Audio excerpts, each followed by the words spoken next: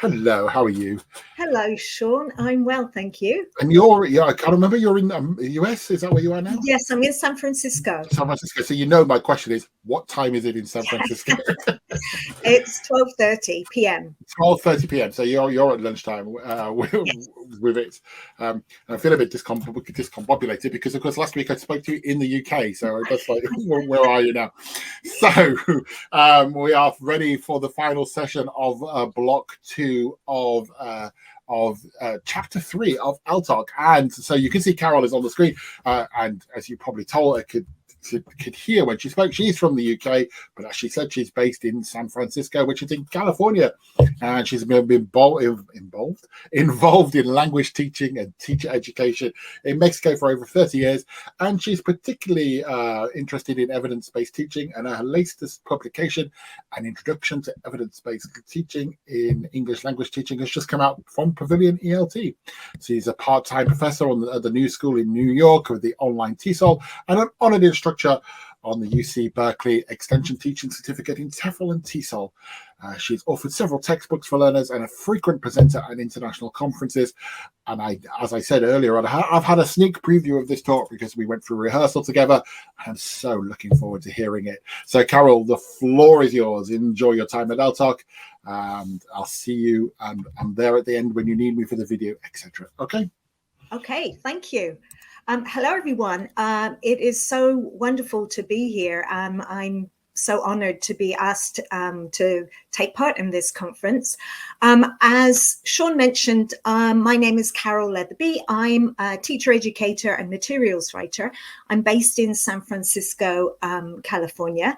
I'd like to thank, first of all, ELTOC for inviting me, and particularly Charlotte Murphy and Claudia Lopez, who really helped me greatly with this.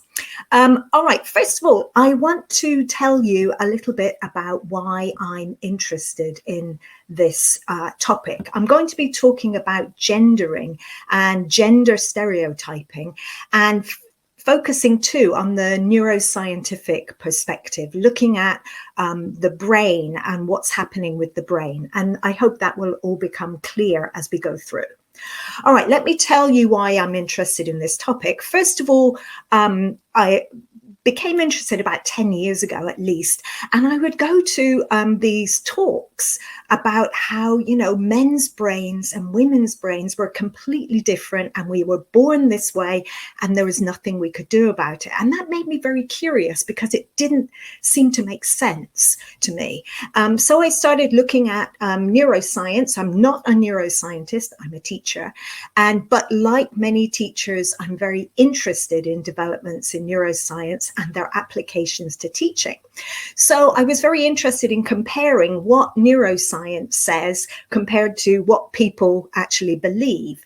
And then, of course, thinking about how this affects teaching, and especially how it affects language teaching, what we do. And as Sean mentioned too, I've also been working on evidence-based language teaching for a while now. And we've just had this book published. So this is kind of with my colleagues, Patricia Harries and Russell Main. And so this kind of is included in that idea as well, looking at research rather than just following our instincts. All right. Let's see where all this idea comes from about the brain and how women and men are different. You've probably heard of this book or seen this book by John Gray, Men Are From Mars, Women Are From Venus. This is from 1992. It's even actually been updated. We've also got books like this written. This is written by Alan and Barbara Pease, Why Men Don't Listen and Women Can't Read Maps. And then my personal favorite in their series, Why Men Don't Have a Clue and Women Always Need More Shoes. Now, those are kind of the obvious commercial, popular kind of ideas, but we also have very serious books written on the topic as well. So, for example, Luann Brizendine, who is a neuroscientist, has written a book about the female brain and about the male brain. And then, of course, we have books too, which aim to kind of focus on education. And for example, we've got this Leonard Sachs books, Why Gender Matters, and we've got this Gurian book, Boys and Girls Learn Differently, all with the idea of influencing educational policy in some way. And then we have books based on, business and, the sexes in business, and this one in the financial industry, etc. Now, from all of this, it should be clear that this is big business, writing about female and male differences. And that's what I want to kind of look at a little bit now. This is big business, but is it true? I want to also look at how it manifests itself in English language teaching. So how do we actually see these kinds of ideas come out in English language teaching? And they're clearly there. All right, the first one is this idea, the idea of firstness. Now, whenever you teach a grammar chart, or when you present professions that have a female and male form, what you'll find is that it always starts with, we always have the he form first, followed by the she form. We also, in the jobs, you'll see here this example, we put the male form first and the female form second. And you may say, and superficially, is that important? Well, the idea is that what is being promoted here is the thought that the male form is somehow the neutral default form, and the female form is marked in some way. And this phenomenon is called firstness, and we'll be talking more about that. All right, so that's the first way we see it in ELT. We also see exercises, activities in books where we gender stereotype. So here's an example where students are asked to think about fans in their country, and then they have to say, do you think men get more obsessed or women get more obsessed? So we're gender stereotyping. We're dividing learners up and saying, oh, this is what women do, this is what men do. And then thirdly, we often use activities, readings about female and male differences to kind of really get the students talking. We say, oh, yes, they love it, talking about, female and male differences. But what I'm going to argue today is that what we're doing is not harmless, that in fact, they're perpetuating these ideas, these gender stereotypes, is not necessarily a good idea. And we'll look at why. Okay, so first question, do women and men think and behave differently from each other? And you might want to think about that a little bit yourself. And secondly, and this is what we're going to explore today in more detail, are these differences hardwired? That is it innate? Can we not get out of this because our brains force us to be that way?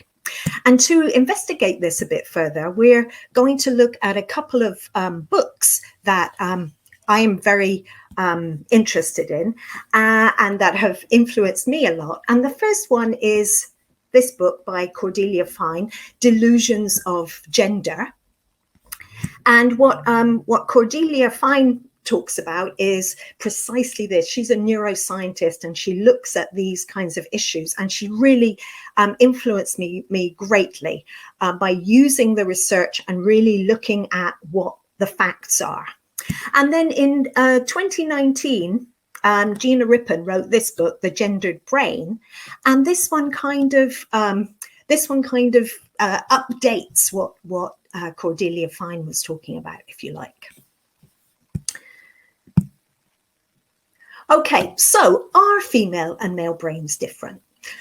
Well, it depends who you ask. Now, if you were to look at the Sunday Times, this was an article from a couple of years ago. It says, proof at last, women and men are born to be different.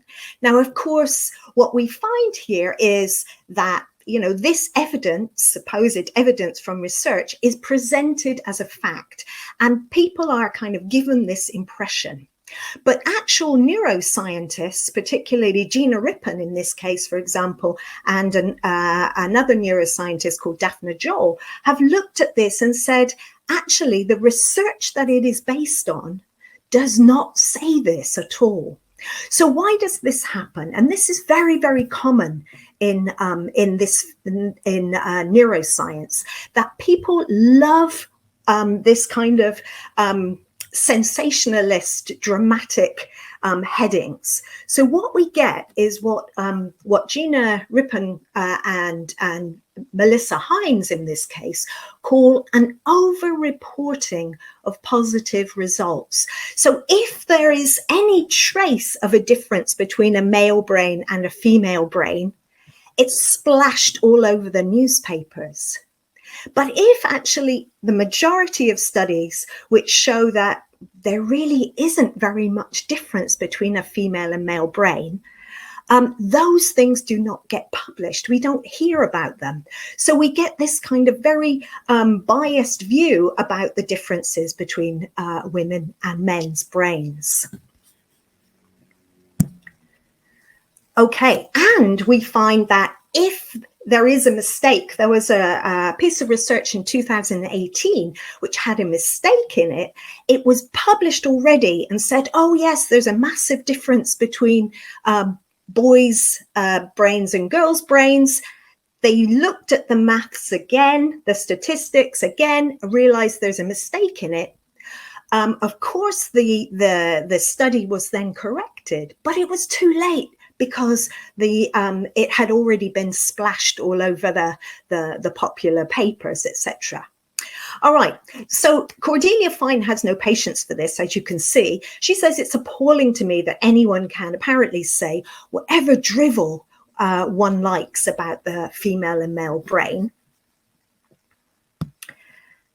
and enjoy seeing it become a bestseller. And of course, we were talking about this before, this kind of stuff here, you know, why men don't have a clue and women always need more shoes. This is kind of clickbait, isn't it, in terms of reading material, if you like. All right, so in that case, you know, it's like, okay, it's a little bit annoying, but I think it's actually more dangerous when we see it being used to change a school's educational policy. So when people argue that girls and boys learn differently, so they need to be separated or they need to be taught differently, then I think this is much more serious.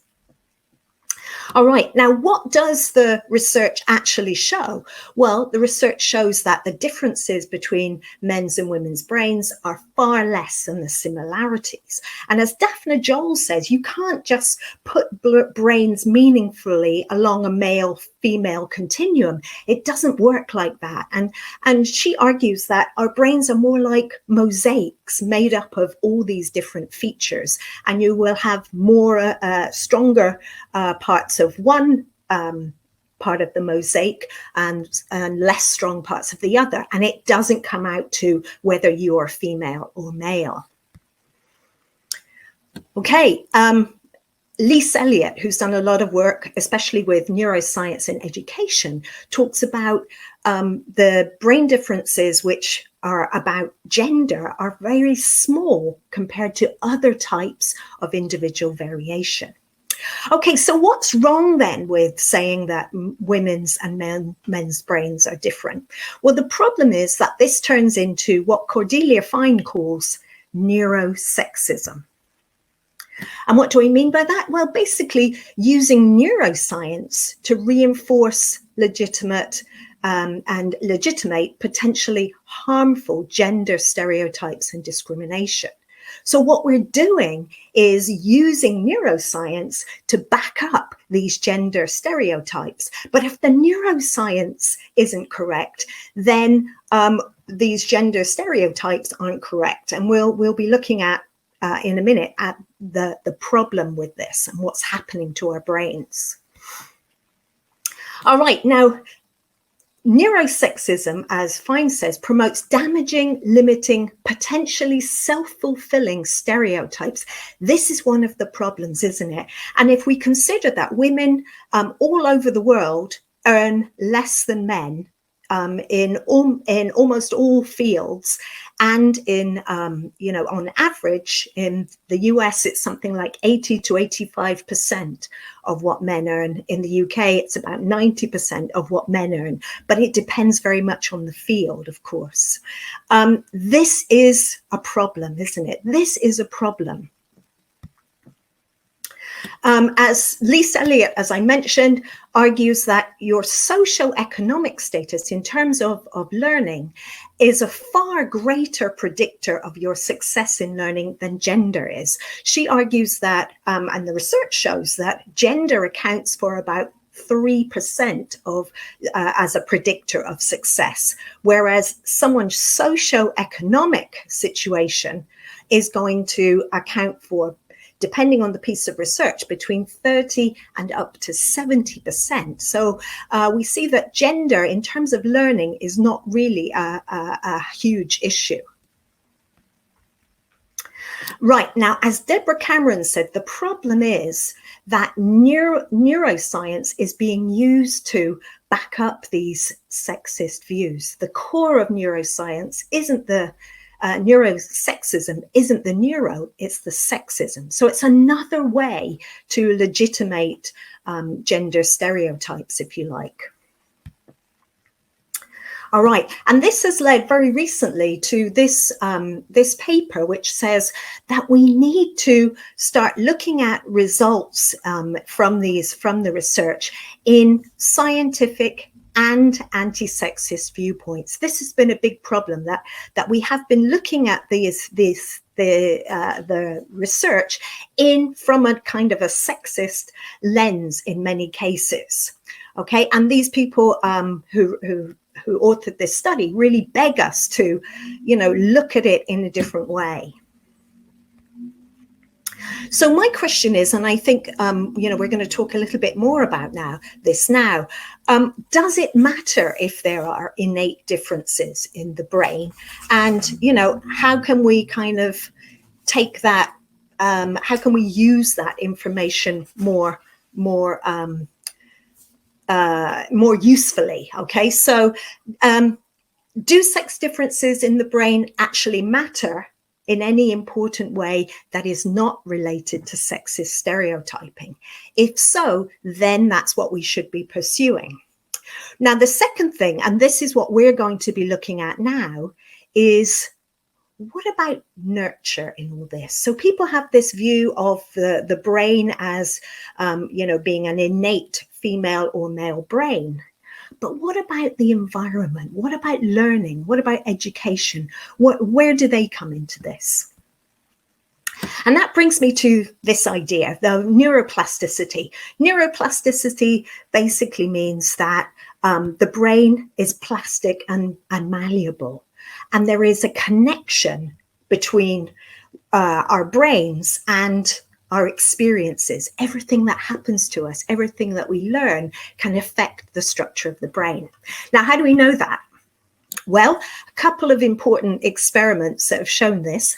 An experiment from 2004 by Dragansky shows that they taught a bunch of people how to juggle, and they did a brain study before that, an fMRI, functional magnetic resonance imaging.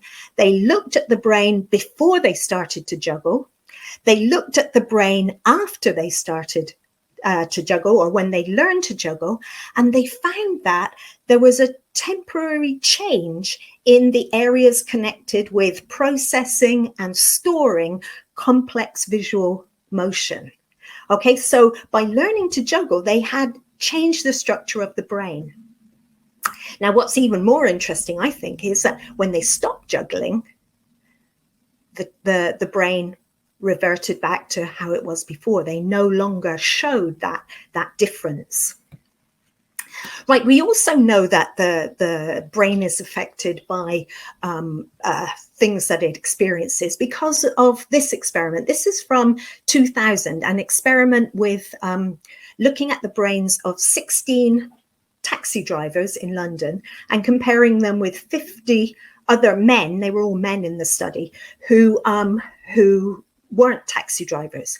And they found that there were some parts of the taxi drivers clearly showed a change in parts of the hippocampus. It was slightly enlarged. And this was, across the board with the taxi drivers. And they believe, neuroscientists believe it's the demands of the job which actually are affecting the structure of the brain. All right, so what we're saying here is that what we experience and do creates neural activity that can alter the brain. All right, now what's going on in this case? When do we start actually kind of teaching learners or teaching babies about gender? Well, what we find is that the teaching of gender and gender stereotyping starts very young. And we know that people, experiments have been done where people talk to their babies differently when they're in the womb, depending on if the baby is going to be a female or a male child. And this experiment that I have up here on the screen, this is from 2000. And what happened here was that they asked mothers of kids who were, of crawling age, and they asked them to estimate how steep their child could crawl up. And what they found was that mothers of girls underestimated how the steepness that the baby would be able to crawl up, while mothers of boys overestimated what they thought their child could crawl up. And in the results, of course, when they experimented with the different levels of inclines, there was no difference whether it was a girl or a boy who was doing the climbing. So we see how very early on we have these notions, these sexist stereotype notions of what girls and boys can and can't do. All right, a couple more examples of how we kind of bombard children with gendered information. Have a look. This is an ad for Lego from 1981. I love this ad. It's so nice. It shows a young girl, creating something with her Lego. No suggestion there that Lego is for girls or for boys. But by 2011, what do we find? Lego is now producing sets which are specially designed for girls. 2022, this is now available, very clearly stating this is Lego for girls. This means those ideas are going into the child's mind very, very early on. This is from the Grand Canyon. I was at the Grand Canyon recently, and I saw in the shop that that you could buy rangers uniforms, but they're gendered. Now, what's interesting, of course, is what does a real ranger wear, an adult ranger? Of course, they wear the uniform that is sold as the boys' version of it. Again, suggesting that the male form of it is kind of the neutral, standard default version.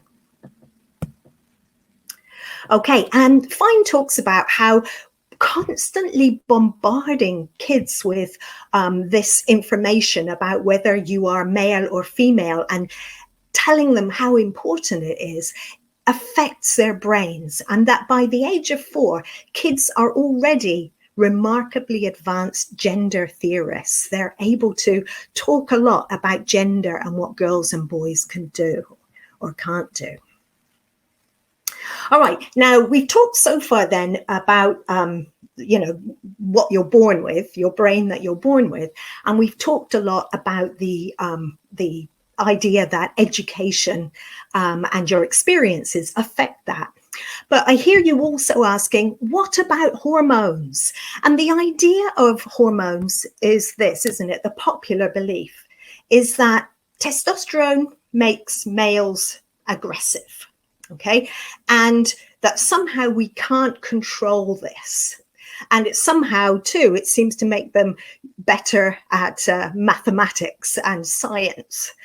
And the idea that the female hormones, estrogen and progesterone, to some extent, make women more emotional, okay, and somehow better at language and feelings. Okay, so this is the popular belief that we have no control over our hormones. Okay, what does the research say? The research says that this is not the case, that there is a complex relationship between our experience, our hormones, and how our brain works. So our experiences actually trigger our hormones. So we see how all these three things are intricately connected, if you like. And there have been studies, you may have seen studies of men who spend more time caring for their children. What do we find? Their testosterone levels start coming down. Their experiences are triggering this. Okay, as Gina Rippon says, brain differences and their consequences will be as much determined by what's encountered in the world as by your genes or by your hormones. And as Fine talks about, when we talk about the nature and nurture argument, is it nature or is it nurture? This is in many ways a false argument, a false division, because they are so connected. Our external environment, what you experience in your life, actually becomes part of your biology, becomes, and in what we're talking about here, becomes part of your brain biology. The brain, remember, is malleable and plastic. All right, so what are the dangers of gender stereotyping then? I hope that by now it should be clear that by bombarding children from when they're very little with ideas of this is what girls do, this is what boys do, this is what boys are good at, this is what girls are good at, by bombarding them with these ideas, we are affecting the brain. Okay, so this is, up to the present day. Are things changing? Are things changing? And we talk a lot about, girl power and positive kind of views about girls. But are things really changing? Let's have a look. That it seems to be kind of one step forward, two steps back. Let me show you a couple of examples. This is from Gina Rippon. She, when was this? In April. Yes, she was very excited and tweeted about how Spanish toy makers have agreed to end gender stereotyping of their advertising for kids, so advertising toys, etc. So that was, it's good news. That seemed like a positive thing. But then we look at this. This was a book that was given to all primary school children in the UK to celebrate the Platinum Jubilee of the Queen. And in this book, they had a 2-page spread of 100 years of innovation, okay, of British innovation while the Queen has been around. And in this whole 100 years, only one woman gets a mention in terms of technology and science and innovation. And that was a woman who actually her work was used by Frick and Watson to then win the Nobel Prize in DNA for their discovery of DNA, etc. But it was her work that provided the background to this. But the main point being that in 100 years of innovation, there is one woman mentioned, and she had kind of a bit part in it, if you like. All right, now you may say, well, that's no big deal. What does that matter? Well, it does matter because this study shows that children specifically 6-year-olds, they did an experiment with 400 students in the US, and they found that 6-year-olds are less likely than boys to believe that members of their gender are really, really smart. So already by 6 years old, girls don't think they are as clever as boys. And this, of course, then affects them, what they choose to go into and what they choose to study, what they choose to sign up for, etc. Okay, now then we have this, and we're talking about is this hardwired, and what I'm suggesting is no.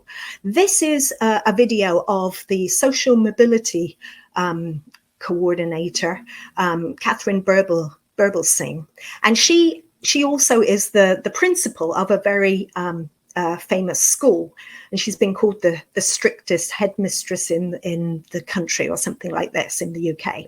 All right, all I want you to do is to watch a very short video of her where she is being questioned at the Science and Technology Committee about why girls are not going into physics at her school, and in general, why girls in the UK are not going into physics. Okay, play the video, please, Sean. Children better than probably anyone here around this table. So your insight, your even if it's a guess as to what it is that in a good school with an outstanding school with excellent teachers, girls are not choosing at least physics in the same proportion as boys might. What might be the reasons for that? Well, like I said, I just think they don't like it. There's a lot of hard maths in there that I think that they would rather not do, and that's not to say that there isn't hard stuff to do in biology and chemistry. There is, but it's not. Why would girls not want to do hard maths any more than boys? The research generally, people, they say that that's just a natural thing. I mean, I don't know. I can't say. I'm not an expert at that sort of thing, but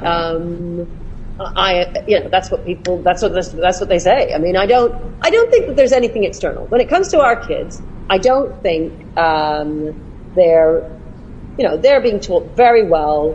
They are doing well at GCSE, and they choose the subjects that they want to do.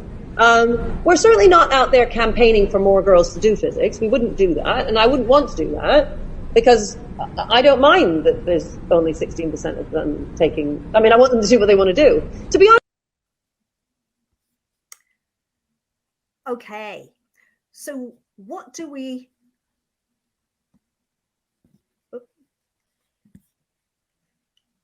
Thank you. Okay, what do we find here then? So we find that this belief, this hardwired belief that it is just a natural thing that girls are not good at hard maths or are not good at physics, this belief is held by this quite important feature in English education, in British education. And what we find, of course, if you look at the research into the percentage of undergraduate physics degrees awarded to women in different countries, we find that this is absolutely not true. Not liking mathematics and not liking physics is learned behavior. Learned behavior. It is not a natural thing, as Berbelsing is suggesting. All right, I mentioned at the beginning that I live in San Francisco, and San Francisco, is a very progressive city. People are very, very much proponents of equality and gender equality. And a couple of weeks ago, I was up just around here. I was on a tennis court playing pickleball, actually, and next to me was a PE class. There was a PE class from a public school nearby, and they were just playing. They were the PE teacher was asking them to play a funny game where they had to lift up their foot and hit their foot with their hand as quickly as they could. And in order to encourage the boys, or one boy in particular, the teacher said this: even the girls are beating you. And that really struck me. What is the message that the girls are getting here? These were 8-year-old children. So this, I think, this kind of helps us too, I think, to understand as teachers that our language matters. And we'll talk more about that in a minute. Okay, why does this matter? Well, if we are stereotyping kids, we're straitjacketing, as Ripon says, our flexible plastic brains. We're telling kids, you can't do this and you can't do that. And that idea, it goes into their brains. We know this from EFL teachers as well. There's a study from China showing that EFL teachers have very strong stereotypical ideas about girls' and boys' attitudes and achievement in language class. All right. That brings us then to our kind of last section. What can we do about this as language teachers? And I have a few ideas on this. You've probably got a few ideas as well yourself. First of all, becoming aware of gendering in class. And that teacher, I mentioned the teacher who said, even the girls are beating you. I'm sure if I'd asked him, he probably perhaps didn't even notice that he had said it. And that's the first step, isn't it? Becoming aware of it and the language that we use, especially when we work with young learners, because their brains are very, very malleable and plastic, as we've talked about. Secondly, insisting on equality of representation in all aspects of class. And that too means, in terms of our expectations, having the same high expectations for girls and boys. And just because it's a language class, not saying, giving the boys a break and saying, okay, it doesn't matter if you're not good at language, or some message like this. Have the same high expectations for both. And if you see anyone struggling, girl or boy, they need extra help. They need extra help. Education is what makes the difference. Okay, looking at materials, thinking about materials through the lens of gender. How can we ungender those materials? How can we get rid of those gender stereotypes in our language that we use in the classroom, as I mentioned already, and the activities that we use in the classroom? The more we separate and stereotype girls and boys, women and men, the more these stereotypes are reinforced and perpetuated. Okay, so again, trying to get rid of these kinds of activities where we are deliberately gender stereotyping and encouraging gender stereotyping. All right, rejecting firstness. There is no reason why the male form has to come before the female form. And it's very easy to make that change and to use that change. Even when we try to be kind of inclusive, we always end up saying he or she. Why not she or he? There's no reason why not. But what's happening is by doing that, we're constantly pushing firstness, the idea that the male form is the neutral term or the default term. Okay, and lastly, this idea of actually talking to learners about neuroplasticity, talking to learners about how what they experience and learn actually affects their brain, and how experience affects how we think. I've written in this book, Primary Methodology Handbook, I've written about this. This was in 2014. And I've just noticed that there is a brand new book out exactly about this, challenging gender stereotypes in the early years. So there are starting to be materials out there which help us to think about gendering and to think about how we can stop gendering.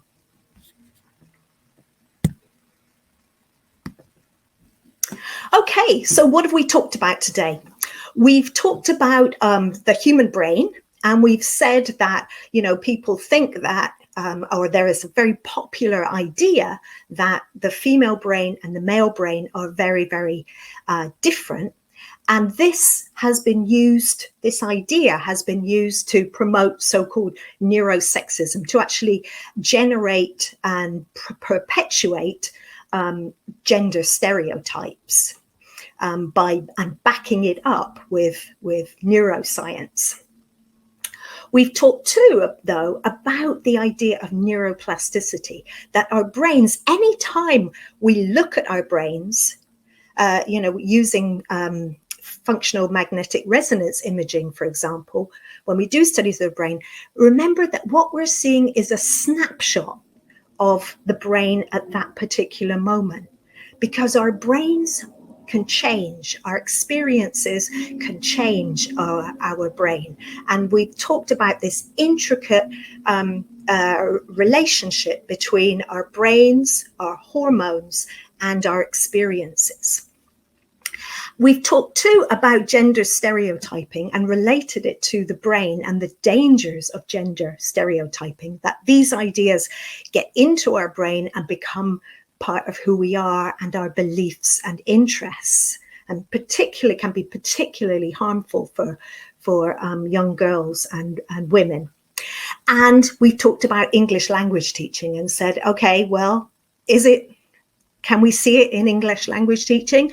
Yes, we can. What can we do about it? Okay, I want to end with this quote by Gina Rippon. A gendered world will produce a gendered brain. And what I'm doing today, I hope, is asking you to think about this, to think about how what we do in the classroom and what we say in the classroom affects our learners, particularly young learners, because the brain is plastic and malleable. Thank you very much, everyone, for attending. I hope you found it interesting and helpful, and I'd be very happy now to answer your questions. So, Carol, if you click on the button that says Q&A on the chat box, yes, you should be able to see the questions that have come in so far in the order that they came in. If you need any help with that, just hollow, but otherwise I'll leave you to it. Okay, thank you.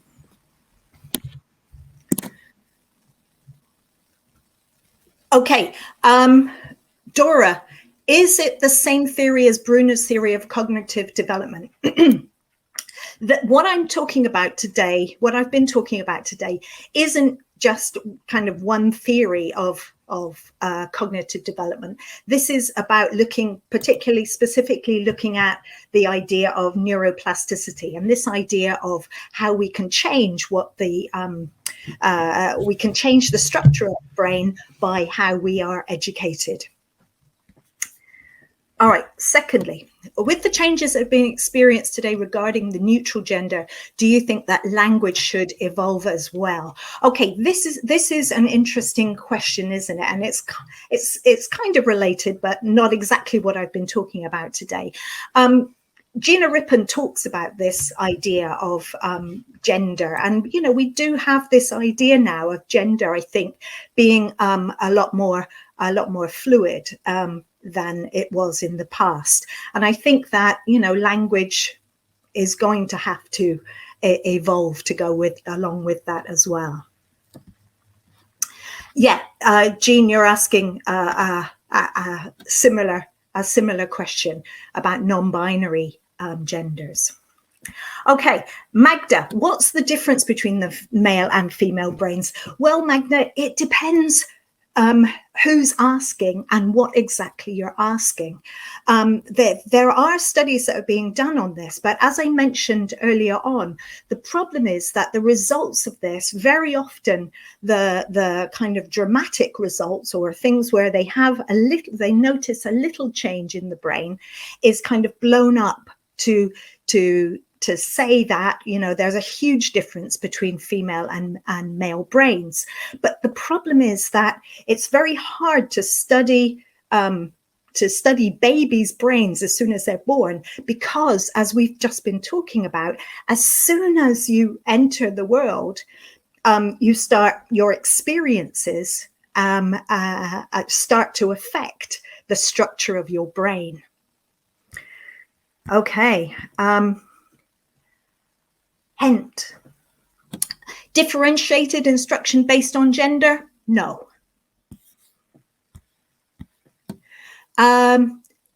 Sorry to be abrupt with that, but I feel very strongly about that no, we shouldn't be changing the way we teach based on gender. What influences our choice of color? Oh, yeah. This is very interesting. Lynn, the color, I would argue that this is learned behavior again. This is learned behavior. Yes, it was kind of pretty, wasn't it? Definitely. But this idea of pink and for girls and blue for boys is something that was introduced. It's learned behavior. It's something that was introduced I think at the early 20th century, because before that, all children wore the same. They wore dresses, they wore white dresses. And then suddenly, this idea took off. And of course, it's become a fantastic marketing tool, hasn't it? The pink and blue idea. Okay, Raoul, gender stereotyping based on biological difference. What role does gender orientation play? Now, that is a different question, and it definitely relates to also the brain and what happens in the brain, Raoul. But that's a bit beyond my neuroscientific knowledge to discuss that. If you look at the books that I've mentioned, both the Cordelia Fine book and particularly the Gina Rippon book, this is discussed in the book.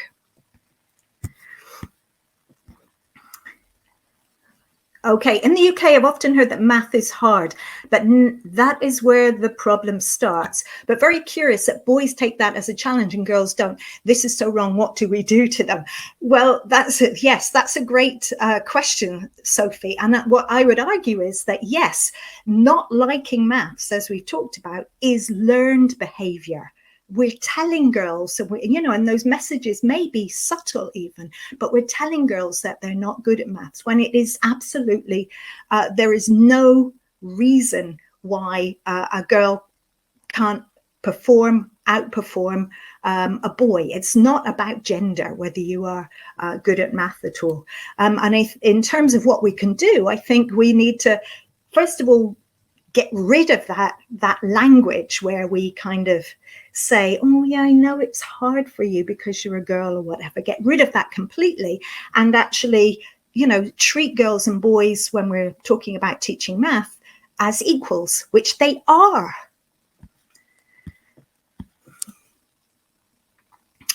Okay. A situation where the gender problem is programmed in the learners by religion and both genders have accepted it that way, so as to be regarded religious. Well, this is a problem, isn't it? I can't really comment on this because it's again beyond my realm of knowledge. But yes, this is an issue, isn't it? And it kind of, you see where society and biology and science come into conflict in these kinds of situations.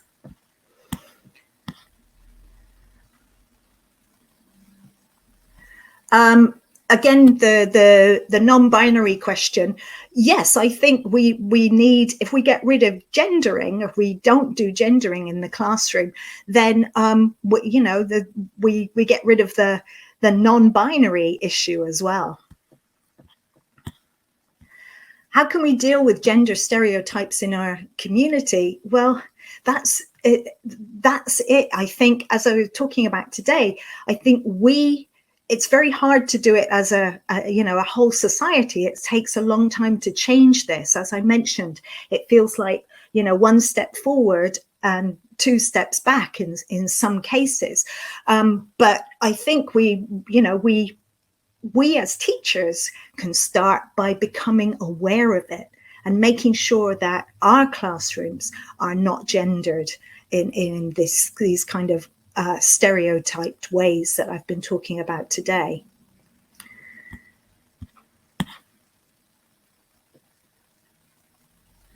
What do I think about using the neutral pronoun they with students? I absolutely have no problem with that. And if students, you know, if they prefer to be called they, I think that's fantastic and their preference. Ideal, how to deal with sexism in the lesson plan. I think basically looking at your lesson plan carefully, looking at your materials, thinking carefully about exactly what you're going to say in the classroom and making sure that there's nothing there that's sending some kind of gender-based message to the children. For example, things like, you know, when you have a game and you do girls against boys, you know, why not have people wearing red shirts against people wearing blue shirts if you want to have some kind of competition?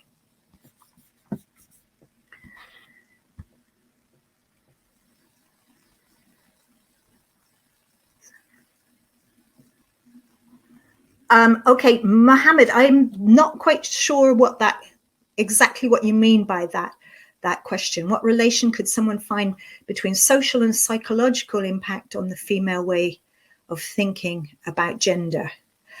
That's, again, probably it's going to depend, you know, on your background. But what we can say in general is that your education, your background, everything that you've been taught and experienced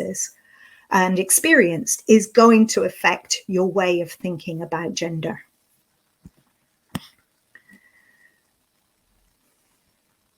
Yes, nice question, Anna Paula. That's a good one. What do you do when it's the parents who are reinforcing the gender stereotypes?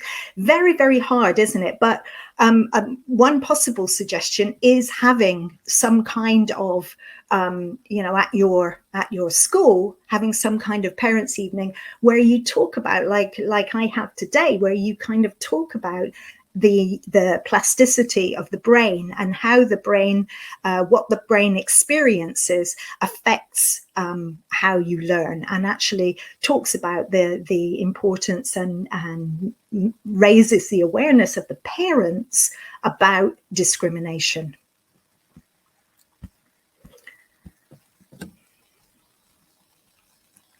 Okay.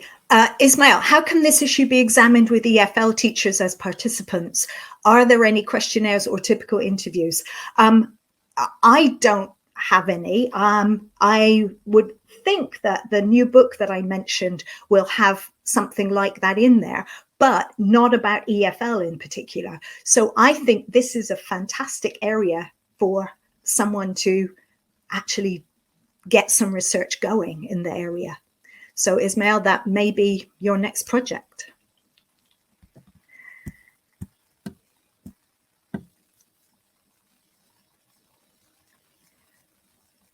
What relations could someone find between social and psychological impact on the female way of thinking about gender?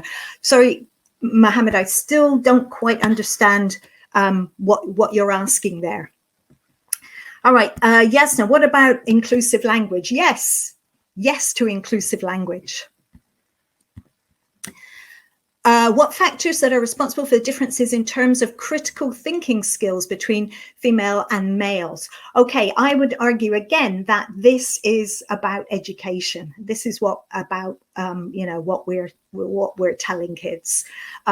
There's no reason why girls or boys need to be better at critical thinking than the other gender. How do we teach and connect neuroplasticity to our ESL students? Well, there, I think that's a whole area in itself, isn't it? Looking at how we learn, and that is a big interest of mine too. Looking at the brain in general and helping learners of any kind of subject to think about, to understand a little bit about how we learn. things such as how we use what we know already to help us to learn new things. So there's lots of areas there. There's lots of areas there where we can help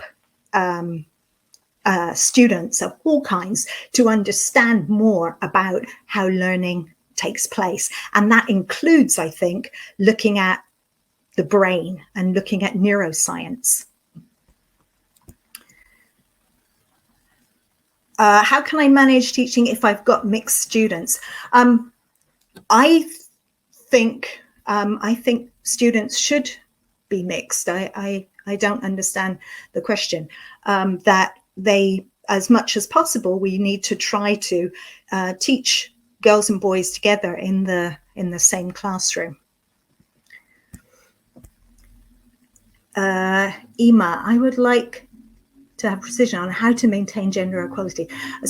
Yes, this is complicated, Emma, isn't it? As I've mentioned already, that you can't just say overnight, all right, from now on, my classes are going to be all about gender equality, etc. If it's something that the children are not used to, etc. But I think that a good place to start is, as I mentioned earlier, by just looking carefully at the language you use in the classroom, looking carefully at the materials you use in the classroom, and asking yourself, am I gender stereotyping here?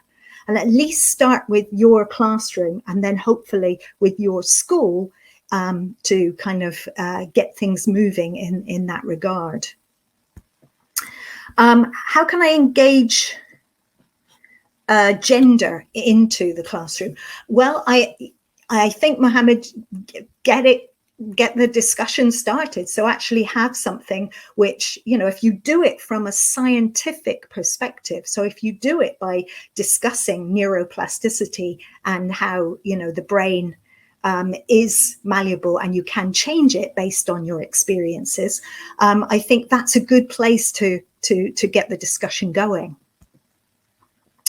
Vishnu, yes, definitely. The gendering differences are from home as well as from school. And as I talked about earlier, I think, that's going to be very difficult depending on the society that you're in. But the idea being that, having parents' evenings, etc., where you openly discuss this idea that, what the child is learning and experiencing is affecting how they think, and maybe, straitjacketing them, not allowing them to go into things that they would otherwise be interested in doing.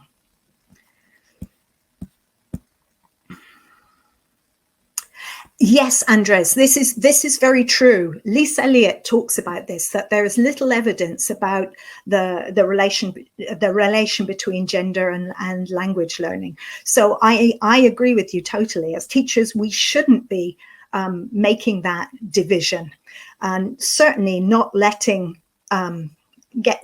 children off the hook because of their gender from actually working hard at learning language.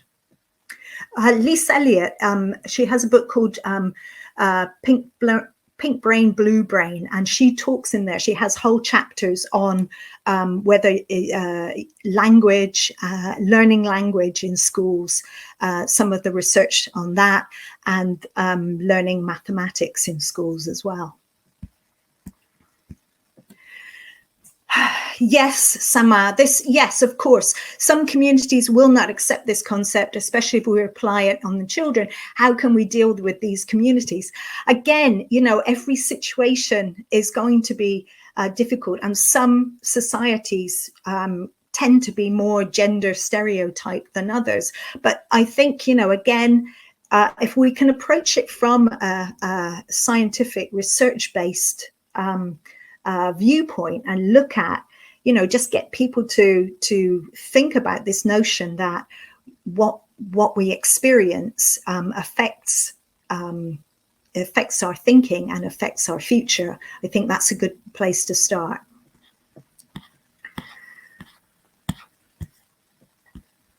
Alvaro, in what countries this problem is true? What problem?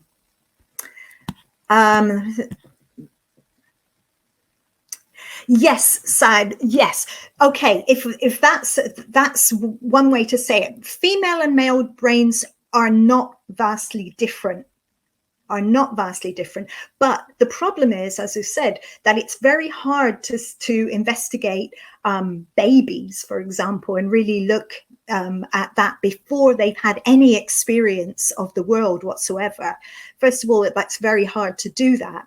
And secondly, unfortunately, the research gets really bogged down with the sexism and sexist stereotypes very, very quickly, instead of actually looking at okay, if there are differences in the female and male brain, how can we use that usefully? And that's what we haven't been able to find so far. And in terms of investigating adults, by the time we have people who are adults, they already have a lot of, obviously, the environment and their experiences having also kind of affected the structure of the brain. Which books do you recommend to help us as teachers, to help us consider? Well, as I mentioned, the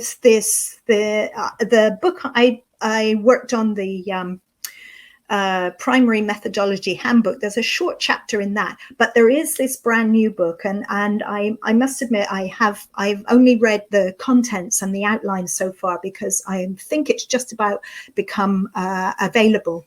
But a book like that, for example, I think would be really will be helpful for us as teachers, definitely.